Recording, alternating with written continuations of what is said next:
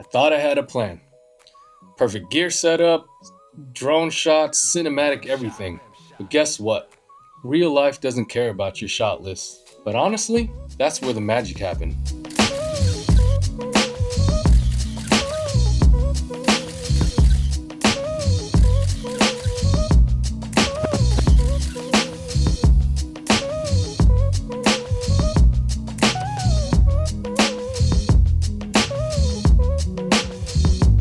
The weekend kicked off with my daughter's kindergarten graduation.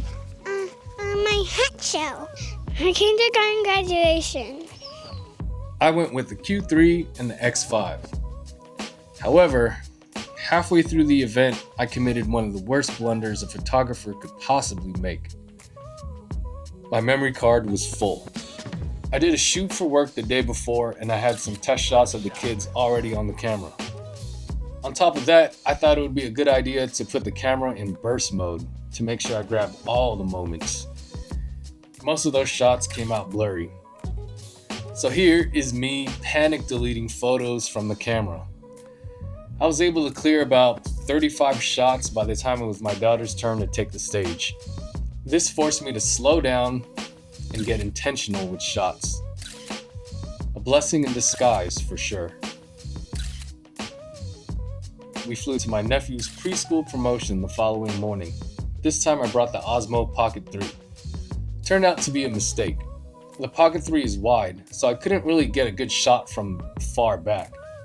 And my photos of the performance looked no different than everyone else's with a phone. But none of that mattered.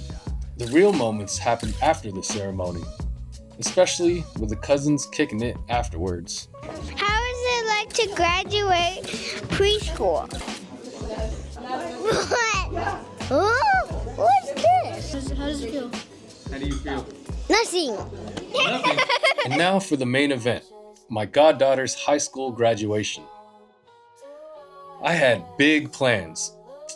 Establishing drone shots, cinematic highlight reel. And guess what? I did none of that. And that's okay. I didn't stress because people were taking pics with their phone anyways. Plus, my goddaughter's mom, my cousin, had a Nikon Z9 with a 70-200. So she was out there sniping. And it's not necessarily my job to get coverage. I'm shooting to connect. Trying to capture the feeling of being there. Finding the stuff that makes the memory unforgettable. So what did I learn from this weekend? Well, one, I need to remember who my real audience is, and that's my family, my kids, and my closest friends, not social media. I also got to remember that just because I have a nice camera out doesn't mean I'm on the clock and that I owe everyone a shot. Of course, I'll have my mom going, take a picture, picture. But I need to stay true to my process, and that's stay present, but be ready for the sweet stuff. Another observation was that in group shots, more often than not, the best shot was the first shot. I handed my dad the camera so I could take a picture with all the kids, me and my family. And by some miracle, every single kid, every single person in the photo was looking in the general direction of the camera and actually smiling. It was amazing. And even in some other shots, if I had just taken a moment to make sure the background was clear or nothing was blocking the subjects and then waited to click, then some of the shots probably would have came out better. As for gear, I need to buy bigger SD cards and more of them and more hard drives. You see, I come from the DSLR era and I was happy when I had a 32 gigabyte, 64 gigabyte SD card, but I guess times have changed.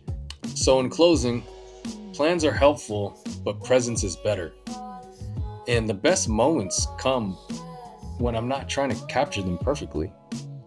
So I want you to get out there with your loved ones with some good eyes, good ears, and good hearts. And let me know what it's like to shoot with your family down in the comments below.